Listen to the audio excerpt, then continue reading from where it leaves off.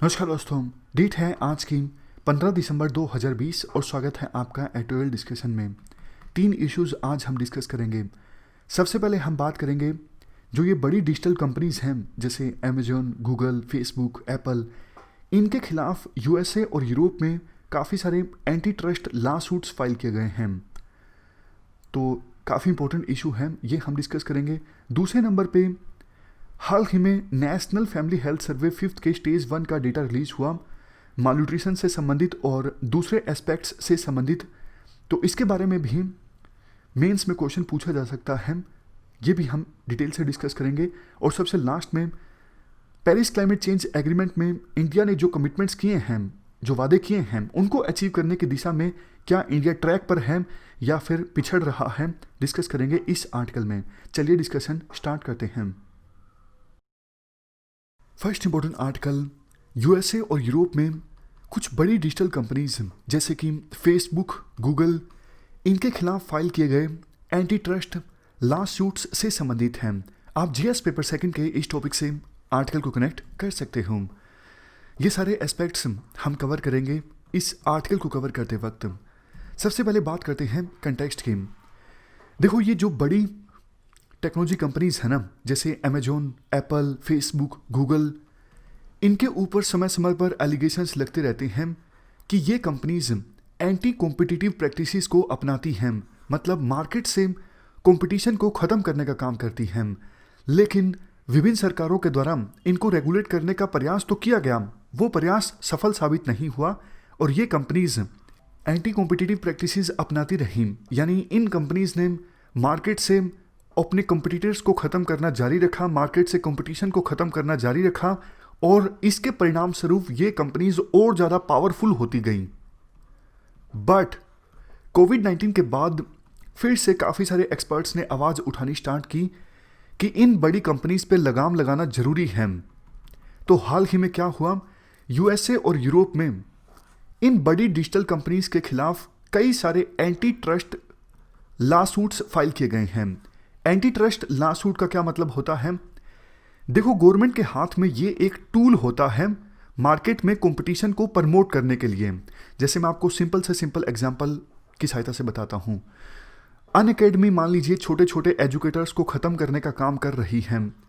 Market से competition को ख़त्म करने का काम अगर अनअकैडमी कर रही है, कैसे? या तो उनको खरीद के या फिर उनको डिस्ट्रॉय करके, ताकि अनअकैडमी का मकसद ये है कि सिर्फ लास्ट में एक ही प्लेयर बचे, अनअकैडमी, और वो मनमाने दाम स्टूडेंट से वसूल के।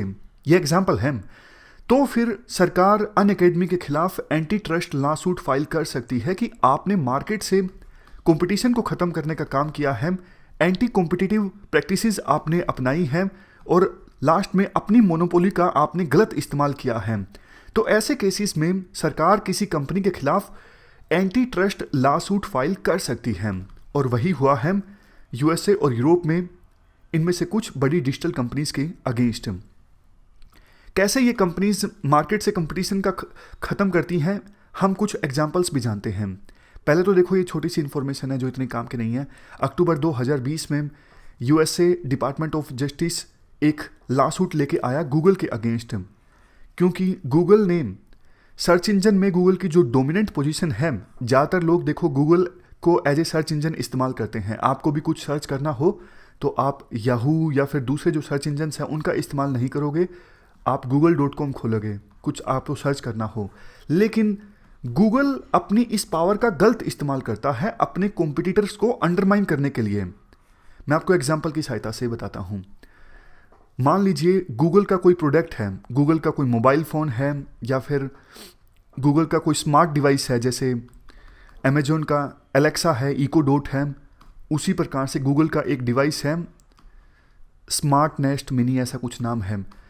तो अगर गूगल में आप सर्च मारोगे तो गूगल देखो अपने प्रोडक्ट को तो ऊपर ऊपर दिखाएगा, जबकि अपने कॉम्पिटिटर के प्रोडक्ट को या तो दिखाएगा ही नहीं या तीसरे चौथे पेज पे दिखाएगा। आप बताओ, जब आप गूगल पे कोई चीज़ सर्च मारते हो तो क्या आप दूसरे तीसरे चौथे पेज तक जाते हो? नहीं। ज़्यादातर जनता गूगल में सर्च मारने के बाद पहले पेज पे ही जो रिजल्ट्स मिलते हैं उनमें से ही छांट लेती है। ये हमारे काम का है या फिर काम का नहीं है, बस आगे जाने की आवश्यकता नहीं है। इसके अलावा गूगल पर आरोप ये भी लगता है, गूगल कई सारे ब्राउज़र्स के साथ और कई सारे डिवाइसेस के साथ, फॉर एग्जांपल सैमसंग का डिवाइस है, वन प्लस का डिवाइस है, या फिर नए नए ब्राउज़र्स हैं, उनके साथ डील साइन कर लेता है कि आपके डिवाइस में, आपके ब्राउज़र में अगर कोई सर्च मारने की कोशिश करेगा कोई चीज़, तो गूगल में ही सर्च मार सकेगा वो, और किसी सर्च इंजन में सर्च नहीं मार सकेगा। तो कंपटीशन तो खत्म हो गया ना, बिल्कुल ही। आप वन प्लस में या फिर दूसरे मोबाइल में कुछ सर्च मारने की कोशिश करोगे, बाय डिफ़ॉल्ट गूगल का ही पेज खुलेगा सर्च मारने के लिए। तो फिर ये भी एक एंटी कॉम्पिटिटिव प्रैक्टिस है। सबसे लास्ट में गूगल पर आरोप ये भी लगता है, ये सारी एक्टिविटीज़ करके गूगल यूजर्स का डेटा इकट्ठा करता है, कॉम्पिटिटर्स का डेटा इकट्ठा करता है। इस डेटा का गूगल के द्वारा इस्तेमाल किया जाता है मार्केट में अपनी डोमिनेंस को और ज़्यादा मजबूत बनाने के लिए और एडवर्टाइजमेंट से और ज़्यादा रेवेन्यू हासिल करने के लिए। ये तो हमने कहानी डिस्कस की गूगल की। अब बात करते हैं फेसबुक की।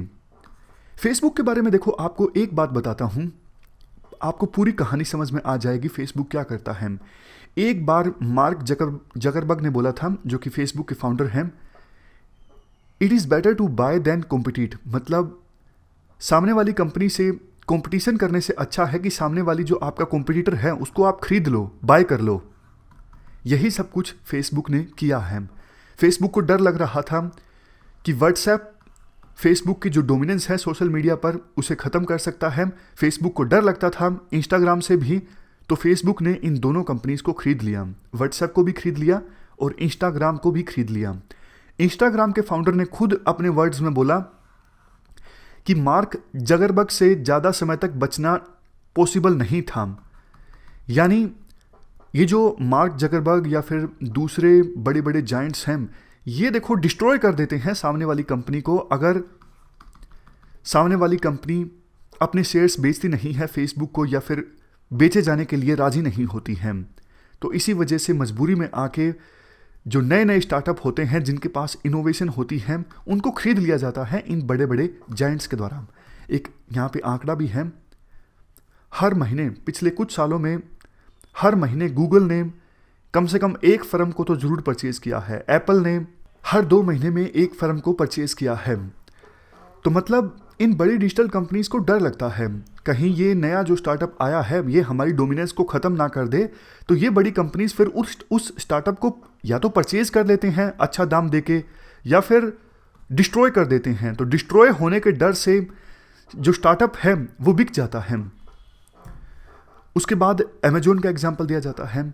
अमेजोन ने अपनी डोमिनेंस इस्टेब्लिश करके रखी है ई कॉमर्स के सेक्टर में, तो अमेजोन भी अपनी मनमानी करता है। देखो अमेजोन के प्लेटफॉर्म पर जो सेलर्स, मान लीजिए आपकी कोई बुक है, आपने पॉलिटी से संबंधित कोई बुक लिखी और वो बुक अमेजोन पर बिक रही है और अमेजोन की खुद की एक बुक है पॉलिटी से संबंधित, तो अमेजोन क्या करेगा, अपनी बुक को ज़्यादा प्रमोट करेगा और दूसरे सेलर्स की बुक्स को, पॉलिटी से संबंधित बुक्स को प्रमोट नहीं करेगा।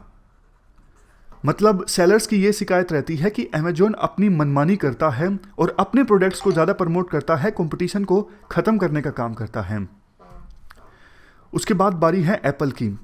एप्पल भी उसी प्रकार से, जैसे गूगल का प्ले स्टोर है जहाँ पे एप्लीकेशंस आप डाउनलोड कर सकते हो, उसी प्रकार से एप्पल का भी एप्लीकेशंस का स्टोर है जहाँ से आप एप्लीकेशंस को डाउनलोड कर सकते हो। उस स्टोर पर एप्पल पर आरोप ये लगता है, एप्पल अपनी एप्लीकेशंस को प्रमोट करता है और दूसरे डेवलपर्स की एप्लीकेशंस को प्रमोट नहीं करता है। दूसरे डेवलपर्स से मनमाने दाम वसूले जाते हैं, कभी 30%, कभी उससे भी ज़्यादा। तो इतनी ज़्यादा जब कमीशन किसी एप्लीकेशन से लिया जाता है एप्पल के द्वारा, अल्टीमेटली फिर वो एप्लीकेशन ओनर जो है, डेवलपर जो है, कंज्यूमर से वो पैसे वसूलता है। इस वजह से उनकी जो एप्लीकेशन है वो ज़्यादा चल नहीं पाती। आपने देखा होगा कि बहुत सारी एप्लीकेशंस प्ले स्टोर पे तो आसानी से मिल जाती हैं, लेकिन जो एप्पल वाला एप्लीकेशन स्टोर है वहाँ पे नहीं मिलती। क्यों? क्योंकि ये एप्पल वाले पैसे बहुत लेते हैं एप्लीकेशन डेवलपर से। मतलब महंगा पड़ता है एप्लीकेशन डालना एप्पल पर। तो इस प्रकार से हमने कुछ एग्जाम्पल्स डिस्कस किए कि कैसे ये बड़ी डिजिटल कंपनीज कंपटीशन को ख़त्म करने का काम करती हैं।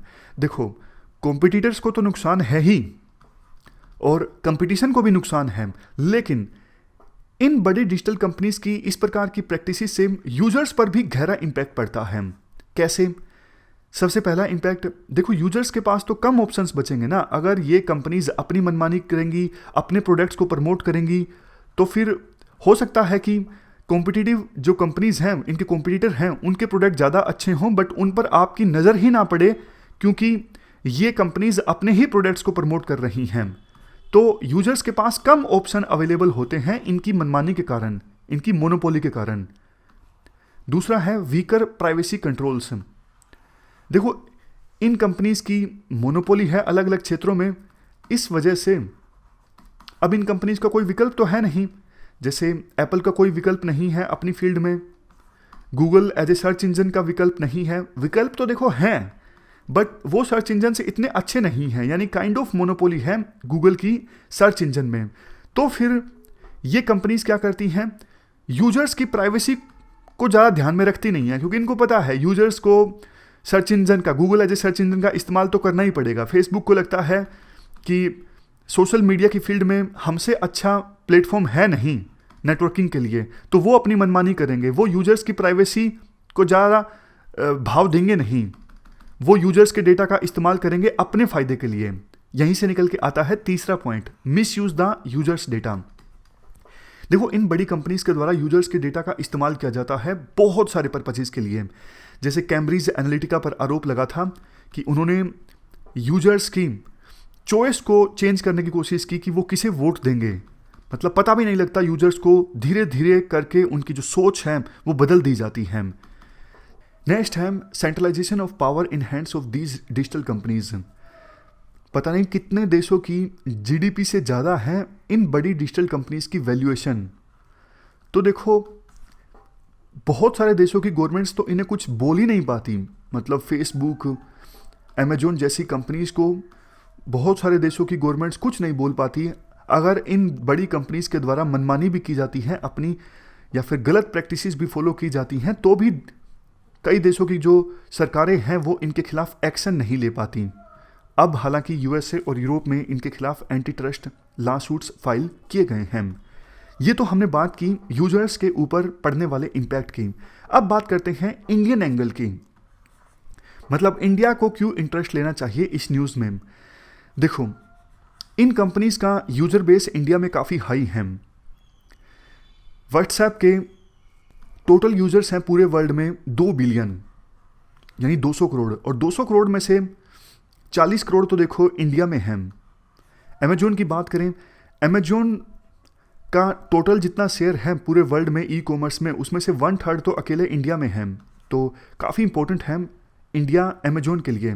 उसी प्रकार से फेसबुक के लिए इंडिया लार्जेस्ट सिंगल मार्केट है, और इंडिया में फेसबुक के 270 मिलियन अकाउंट्स हैं, यानी 27 करोड़। और गूगल का तो आपको पता ही है, गूगल पूरी तरह से सर्च इंजन मार्केट को इंडिया में डोमिनेट करती है, और ज़्यादातर इंडिया में जो स्मार्टफोन्स बिकते हैं उनमें वो एंड्रॉयड बेस्ड होते हैं, और उनमें प्ले स्टोर से आप एप्लीकेशंस डाउनलोड करते हो। दूसरा पॉइंट है डोमिनेंस अवर इंडियंस लाइफ, मतलब इंडियंस की लाइफ के ऊपर इन कंपनीज की डोमिनेंस। देखो, अब जैसे एग्जांपल के तौर पर फेसबुक और गूगल कोलैबोरेट कर रही हैं रिलायंस जियो के साथ। रिलायंस जियो में इन्वेस्ट किया है इन्होंने, फेसबुक ने भी और गूगल ने भी। अब मतलब सिंगल गेटवे ये मिल के प्रोवाइड करेंगे, जिसमें न्यूज़ मीडिया होगा, एंटरटेनमेंट होगा, और जियो मार्ट आपको पता ही है, अब अमेजोन का मुकाबला करने के लिए जियो मार्ट भी आ चुका है, जिस पर जाकर आप ग्रोसरीज और दूसरा सामान परचेज कर सकते हो। तो इंडियंस की लाइफ के ऊपर इनका डोमिनेंस जो है काफ़ी ज़्यादा है, और आने वाले समय में बढ़ने भी वाला है। इसके बाद नेक्स्ट है strong relationship with the ruling party. Ruling party के बजाय पॉलिटिकल पार्टीज आप बोल सकते हो, ताकि एग्जामिनर को यूँ ना लगे कि ये कैंडिडेट जो है वो पॉलिटिक्स में पढ़ रहा है। हम वैसे कहना ये चाहते हैं राइटर कि रूलिंग पार्टी के साथ स्ट्रॉन्ग रिलेशनशिप हैं इनमें से कई कंपनीज की। इसलिए जैसे देखो, फेसबुक पर आरोप लगता है कि फेसबुक कई सारे हेट कंटेंट को इग्नोर कर देता है, क्योंकि फेसबुक को ये लगता है हेट कंटेंट को, अगर इस प्रकार के हेट कंटेंट को हम इग्नोर करेंगे तो रूलिंग पार्टी हमसे नाराज हो जाएगी, ऐसा आरोप लगता है। तो रूलिंग पार्टी के साथ स्ट्रॉन्ग रिलेशनशिप है इनमें से कई डिजिटल कंपनीज की। नेक्स्ट है weak privacy framework in India. अभी भी देखो, प्राइवेसी को प्रोटेक्ट करने के लिए हमारे देश में कोई कानून आया नहीं है। हालांकि सुप्रीम कोर्ट ने राइट टू प्राइवेसी को एक फंडामेंटल राइट करार दे दिया है, बट जो बिल प्रपोज किया गया था प्राइवेसी को प्रोटेक्ट करने के लिए, वो बिल काफ़ी ज़्यादा वीक था। उसमें एडुकेट यानी पर्याप्त मात्रा में सेफ गार्ड्स नहीं थे प्राइवेसी को प्रोटेक्ट करने के लिए। और इससे भी ज़्यादा फिर भी वो जो बिल है अभी तक कानून की शेप नहीं ले सका है, यानी सिर्फ बिल ही है, एक्ट नहीं बना है। लास्ट में बात की जाती है वे फॉरवर्ड की या फिर कंक्लूजन की। इंडियंस के लिए टाइम है, आप जाग जाइए और आप ये महसूस कीजिए, ये एंटी ट्रस्ट रेगुलेशन या फिर पब्लिक कंट्रोल जो है डिजिटल कंपनीज के ऊपर वो ज़रूरी है। ना सिर्फ हमारे देश की डोमेस्टिक कंपनीज बल्कि MNCs भी, for example Google, Facebook, Amazon और एप्पल।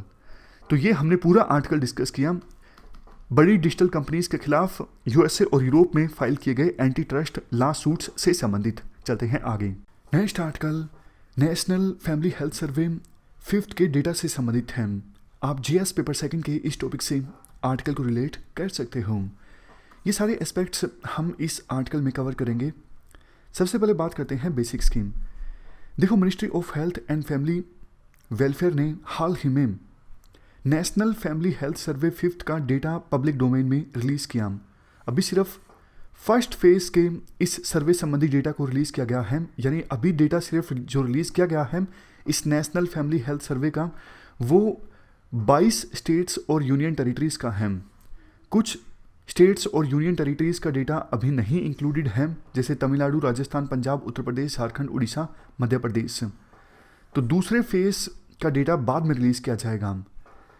देखो, ये जो नेशनल फैमिली हेल्थ सर्वे है ना, ये समय समय पर कंडक्ट किया जाता है ministry of health and family welfare की अध्यक्षता में। किसके साथ मिलके? International institute for population science Mumbai के साथ मिलके। ये जो इंस्टीट्यूट है international institute for population science, ये नोडल एजेंसी का काम करता है इस सर्वे के लिए। इस इंस्टीट्यूट को इस्टेब्लिश किया गया था 1956 में under the joint sponsorship of sir Dorabji Tata trust और government of India and United Nations के द्वारा मिलके। ये तो प्रीलिम में क्वेश्चन पूछा जा सकता है, मेंस के लिए इंपॉर्टेंट नहीं है। तो देखो, ये नेशनल फैमिली हेल्थ सर्वे 5th का जो डेटा रिलीज हुआ है, जितना भी हुआ है, उससे काफ़ी सारे कंसर्न्स निकल के आते हैं कि मालन्यूट्रिशन संबंधित जो समस्या है हमारे देश में वो कम होने का नाम नहीं ले रही है। 22 स्टेट्स और यूटीज़ का जो डेटा रिलीज़ किया गया है, इनमें से देखो 16 स्टेट्स और यूटीज़ ऐसे हैं जहां पे मालन्यूट्रिशन की समस्या कम होने के बजाय बढ़ी है। सोच के देखिए, सरकार इतने सारे प्रोग्राम्स चला रही है, इतनी स्कीम्स सरकार लॉन्च करती है, बावजूद इसके इस सर्वे से ये बात सामने आती है कि मालन्यूट्रिशन की समस्या 16 स्टेट्स, मतलब 22 स्टेट्स और यूटीज़ का डेटा है, उनमें से 16 स्टेट्स और यूटीज़ में मालन्यूट्रिशन की समस्या बड़ी है कम होने के बजाय। केरला और कर्नाटक, ये 2 बड़े ऐसे स्टेट्स हैं जहां पर ये जो मालन्यूट्रिशन की समस्या है पहले के अपेक्षाकृत कम हुई है। अंडरवेट की बात करें, ऐसे बच्चे जिनकी एज 5 साल से कम है, उनमें से कितने % बच्चे ऐसे हैं जो अंडरवेट का शिकार हैं? देखो, अंडरवेट की समस्या जो है वो 16 स्टेट्स और यूटीज़ में बड़ी है आउट ऑफ 22। एनीमिया यानी खून की कमी, एनीमिया का जो लेवल है ज़्यादातर स्टेट्स में इंक्रीज हुआ है, सिर्फ 4 स्टेट्स को छोड़ के। लक्षद्वीप, अंडमान एंड निकोबार, दादरा एंड नागर हवेली, उसके बाद में दमन एंड दीव एंड मेघालय। जिन यूटीज़ या स्टेट्स में एनीमिया की समस्या कम हुई है वो सारे यूनियन टेरिटरीज़ हैं। देख लीजिए, सारे यूनियन टेरिटरीज़ हैं, यानी किसी भी बड़े स्टेट में एनीमिया का जो लेवल है बच्चों में वो कम नहीं हुआ है बल्कि इंक्रीज हुआ है। इसके बाद बात करें चाइल्ड वेस्टिंग की। चाइल्ड वेस्टिंग का मतलब होता है कि हाइट के हिसाब से वेट कम होता है, यानी बच्चे पतले होते हैं, आप ये देखिए। और स्टंटिंग का ये मतलब होता है कि एज के हिसाब से हाइट नहीं बढ़ पाती।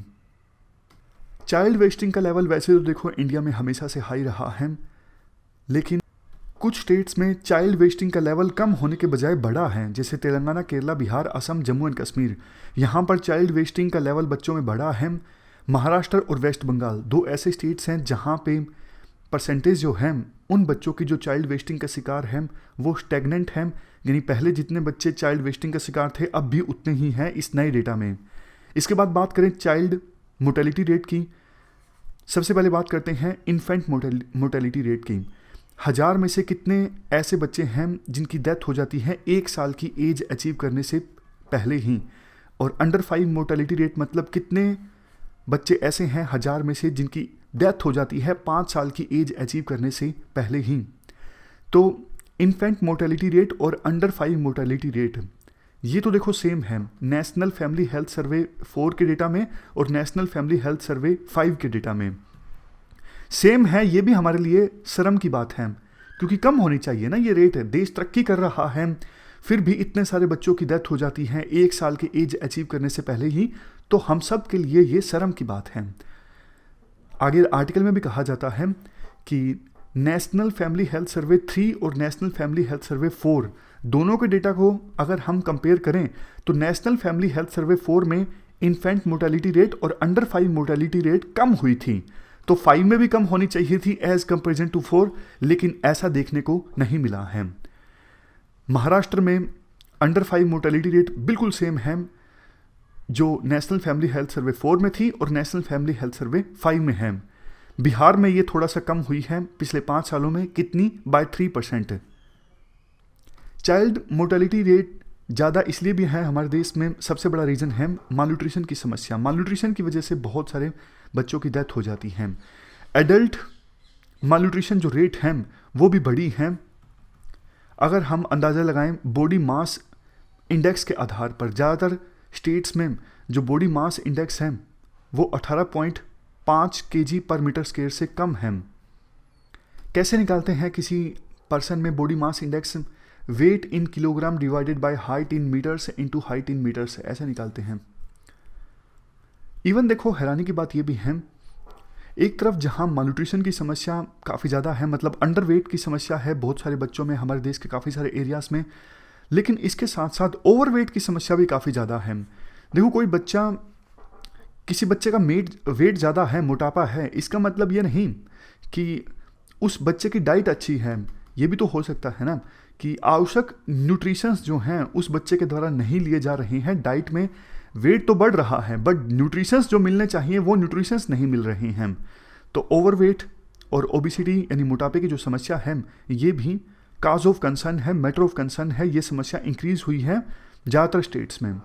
स्टंटिंग की बात करें, चाइल्डहुड स्टंटिंग की समस्या इंक्रीज हुई है 13 out of 22 states as comparison to national family health survey 4 का डेटा। और बाकी जो 9 स्टेट्स हैं जिनमें चाइल्ड स्टंटिंग की समस्या इंप्रूव हुई है, 5 स्टेट्स या फिर यूटीज तो ऐसे हैं जहां पर चाइल्ड स्टंटिंग की समस्या इंप्रूव हुई है बाय लेस देन 1%, यानी इंप्रूव भी हुई है तो बहुत ही कम। इसके बाद आर्टिकल में कहा जाता है ये जो डेटा है नेशनल फैमिली हेल्थ सर्वे 5th का, ये देखो बहुत ज़्यादा अलार्मिंग है।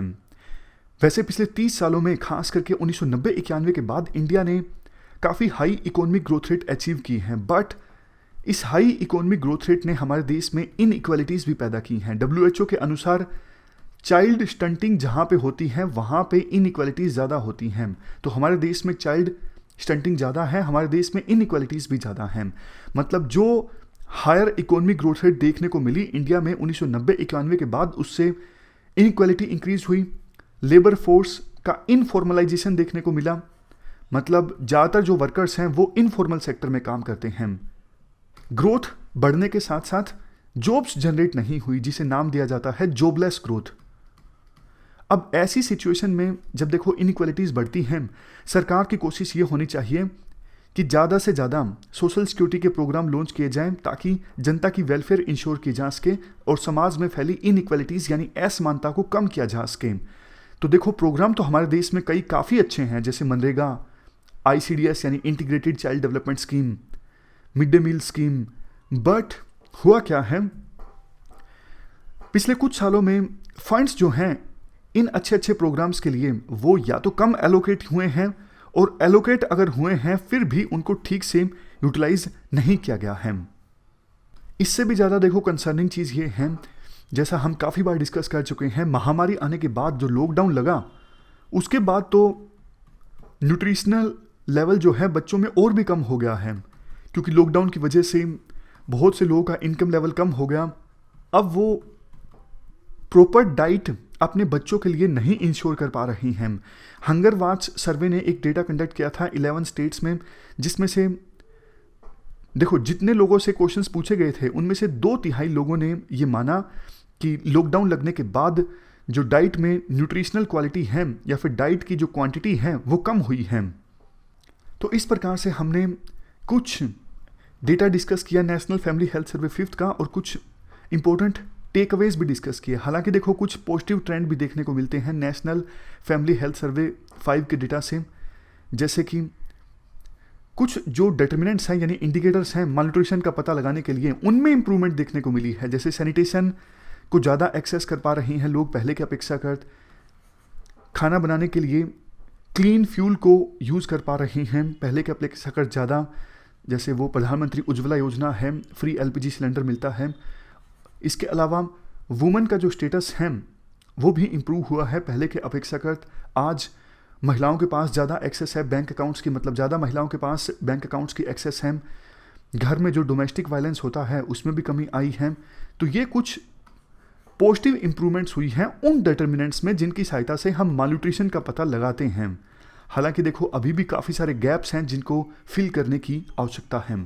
इसके बाद लास्ट में राइटर अपनी तरफ से कुछ सजेशंस भी देते हैं। राइटर कहते हैं देखो न्यूट्रिशन की समस्या को एड्रेस करने के लिए पीस मील अप्रोच नहीं चलेगी, मतलब आप एक एक स्टेप लोगे और वो उन स्टेप्स के बीच में आपस में कोई सिंक्रोनाइजेशन नहीं है, ऐसे काम नहीं चलेगा। आपको एक स्पेशल कॉम्प्रिहेंसिव स्ट्रेटजी बनानी होगी इस समस्या को टैकल करने के लिए। सप्लीमेंट्री न्यूट्रिशन आपको प्रोवाइड करना होगा, जैसे एग्स, फ्रूट्स, जहाँ भी पॉसिबल हो, for example mid day meal programme या फिर ICDS में छोटे बच्चों को जो खाना मिलता है। ग्रोथ को मॉनिटर करना होगा आपको, ये हमने पहले भी डिस्कस किया था। मालन्यूट्रिशन संबंधित जो डेटा आता है उसको सरकार को एनालाइज करना होगा ठीक से, ताकि जहाँ पे भी गैप्स हैं उनको फिल किया जा सके। लोगों के बिहेवियर में चेंज लाना होगा। इसके साथ साथ एग्रीकल्चर और न्यूट्रिशन में भी काफ़ी गहरा लिंकेज है। अगर देखो किसान वो चीज़ ज़्यादा उगाएंगे जिससे न्यूट्रिशन ज़्यादा मिलता है, मतलब ऐसी फसल उगाएंगे या फिर फसल को ऐसे बीज बोएंगे, जैसे वीट की भी काफ़ी ज़्यादा वैरायटी होती है। कुछ वैरायटी का वीट ऐसा होता है जिसमें ज़्यादा न्यूट्रिशन होता है। अदरवाइज एक और कंसेप्ट है बायो फोर्टिफिकेशन, जिसके बारे में आपको पता है कि ज़्यादा न्यूट्रिशियस फसलें उगा सकते हो आप बायो फोर्टिफिकेशन की सहायता से। तो अगर हम एग्रीकल्चर को लिंक करते हैं न्यूट्रिशन के साथ, तो भी हम ये इंश्योर कर सकते हैं कि आवश्यक न्यूट्रिशन मिले ना सिर्फ बच्चों को बल्कि एडल्ट्स को भी। इसके अलावा और कुछ चीज़ें करने की आवश्यकता है, जैसे बेसिक राइट्स मिलने चाहिए देश की पूरी जनता को, यानी कुछ राइट्स तो यूनिवर्सल होने चाहिए, जैसे right to education, right to health, और अनपेड वर्क जो होता है महिलाओं का घर में, जिसके बारे में सरकार बार बार बोलती है कि महिलाओं के अनपेड वर्क को एक्नॉलेज करने की आवश्यकता है, बट अभी तक इस फ्रंट पर कुछ खास हुआ नहीं है। तो यहाँ पर भी सरकार को एक्शंस लेने की आवश्यकता है। हो सके तो कुछ ऐसा प्रोविज़न किया जाए कि देश के GDP में महिलाओं का घर में जो अनपेड वर्क होता है वो भी काउंट हो। तो ये पूरा आर्टिकल हमने डिस्कस किया नेशनल फैमिली हेल्थ सर्वे 5th के डेटा के बारे में। चलते हैं आगे। इसके बाद next article Paris climate change agreement से संबंधित है। आप GS पेपर 3 के इस टॉपिक से आर्टिकल को रिलेट कर सकते हो। ये एस्पेक्ट्स हम कवर करेंगे इस आर्टिकल में। कंटेक्स्ट देखो ये है, अभी एक virtual climate ambition summit organise हुआ था जिसको को कन्वीन किया गया था UN के द्वारा। क्यों? क्योंकि देखो पेरिस क्लाइमेट चेंज एग्रीमेंट को साइन हुए 5 साल पूरे हो चुके हैं। तो 5 साल पूरे होने के बाद UN के द्वारा ये virtual climate ambition summit organise किया गया था। इस समिट में भाग लेते हुए प्रधानमंत्री मोदी ने जो स्पीच दी उसमें उन्होंने काफ़ी सारी अच्छी अच्छी बातें बोली। देखो 2015 में जो पेरिस क्लाइमेट चेंज एग्रीमेंट हुआ था उसमें विभिन्न देशों ने अपनी अपनी तरफ से वादे किए थे, प्रोमिस किए थे कि हम ये कुछ करने वाले हैं एमिशंस को कम करने के लिए। तो सबने वादे किए थे, वो वॉलंटरी वादे थे। इंडिया ने भी अपनी तरफ से वादे किए थे। उनमें से इंडिया देखो उन वादों को पूरा करने की दिशा में काफ़ी आगे है। ये बात UN ने भी मानी कि इंडिया ने जो कमिटमेंट्स किए हैं पेरिस क्लाइमेट चेंज एग्रीमेंट में, ऑलरेडी उनको पूरा करने की दिशा में इंडिया काफ़ी आगे चल रहा है। जैसे देखो एग्जाम्पल के तौर पर पेरिस क्लाइमेट चेंज एग्रीमेंट में इंडिया ने वादा ये किया था कि 2030 आते आते इंडिया अपने देश में एमिशंस को 2005 में जो एमिशंस थे उसका 33 से 35% कम करेगा। और ऑलरेडी देखो अभी तो सिर्फ 2020 आया है, ऑलरेडी इंडिया ने 2005 में जो एमिशन था उसका 21% जो एमिशन है वो कम कर दिया है। अभी तो 10 साल और भी बाकी हैं, तो इंडिया 33 से लेके 35% छोड़िए, इंडिया हो सकता है 50% एमिशन कम कर दे 2005 में जो एमिशन था इंडिया का उसके हिसाब से। इसके अलावा देखो एमिशन गैप रिपोर्ट 2020 जो रिलीज हुई, किसके द्वारा, ये यूएनईपी की रिपोर्ट है।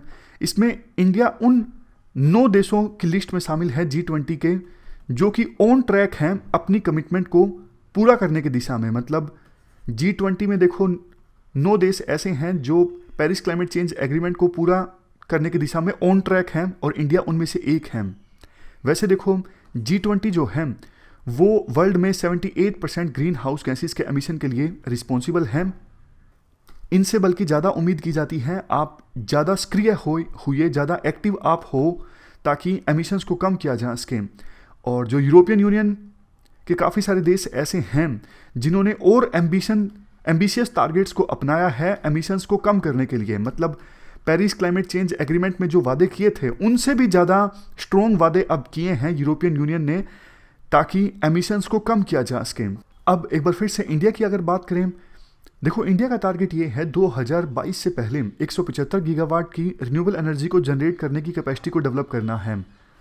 अभी फिलहाल इंडिया पूरे वर्ल्ड में चौथे नंबर पे है रिन्यूएबल एनर्जी की कैपेसिटी के मामले में। अब फिलहाल हमारे देश में सोलर एनर्जी को प्रोड्यूस करने की जो कैपेसिटी है 36 गीगावाट है। लक्ष्य 100 गीगावाट सोलर एनर्जी को प्रोड्यूस करने की कैपेसिटी डेवलप करने का है। तो आर्टिकल में ये भी कहा जाता है अब देखो सरकार को ये कोशिश करनी होगी कि कॉमर्शियल बिल्डिंग्स या फिर जो हाउस होल्ड्स हैं वो अपनी छतों पर सोलर एनर्जी को प्रोड्यूस करने के लिए सोलर इक्विपमेंट्स लगाएं। इसकी सहायता से इंडिया सोलर एनर्जी को प्रोड्यूस करने की जो अपनी कैपेसिटी है उसे इंक्रीज कर सकता है। इंडिया ने और क्या कुछ किया है, इंटरनेशनल सोलर अलायंस को इस्टेब्लिश करने में इंडिया ने लीडरशिप प्रोवाइड की। इसके अलावा coalition for disaster resilient infrastructure, इसको भी इस्टेब्लिश करने में इंडिया ने लीड किया। इसके अलावा हाल ही में यूएन की एक रिपोर्ट रिलीज हुई थी जिसके अनुसार इंडिया का पर कैपिटा एमिशन जो है वो ग्लोबल एवरेज से ऑलमोस्ट 60% कम है। यानी पूरे वर्ल्ड में जो पर कैपिटा एमिशन है फॉर एग्जांपल 1 यूनिट, तो हमारे देश में पर कैपिटा एमिशन 0.4 यूनिट से भी कम है। इसके अलावा देखो फॉरेस्ट कवर भी इंक्रीज हुआ है हमारे देश में पिछले कुछ सालों में।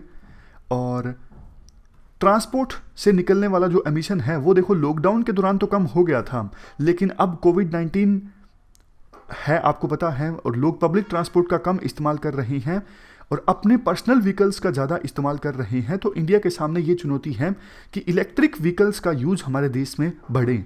मतलब इंडिया ने अच्छा काम किया है लेकिन कुछ चैलेंजेस भी हैं जिनको इंडिया को एड्रेस करना है। तो ये पूरा आर्टिकल हमने डिस्कस किया पेरिस क्लाइमेट चेंज एग्रीमेंट से संबंधित और इसमें जो इंडिया के टारगेट्स हैं उनको अचीव करने की दिशा में इंडिया कैसे आगे बढ़ रहा है। इस डिस्कशन में फिलहाल इतना ही है। Thank you very much for discussion.